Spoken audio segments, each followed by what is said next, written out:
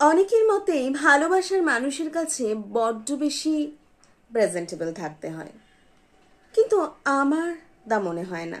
আমার মনে হয় অগোছালো আমিটাকে যে ভালোবাসবে সেই আসল ভালোবাসার মানুষ।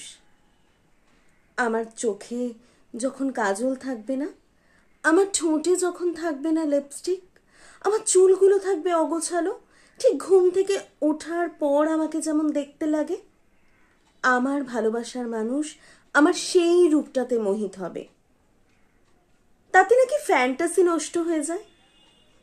আমার তো মনে হয় একসাথে বাঁচতে বাঁচতে প্রতিটা ঘটনায় আমি তার জীবনে একটা ফ্যান্টাসির ছায়া ফেলব। আমার পাশে থাকা, আমার তাকে ভালো রাখা, এগুলোর মধ্যে দিয়ে প্রতিনিয়ত সে নতুন আমিকে খুঁজে পাবে।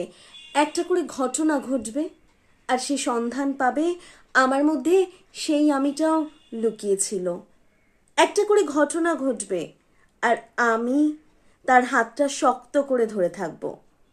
আর সে বুঝবে যে প্রতিটা ঘটনায়, প্রতিটা দুর্ঘটনায় আমি তার সাথে আছি, এবং এই আমিটাতেই সে মোহিত হয়ে থাকবে, আমার চোখের কাজলে নয়।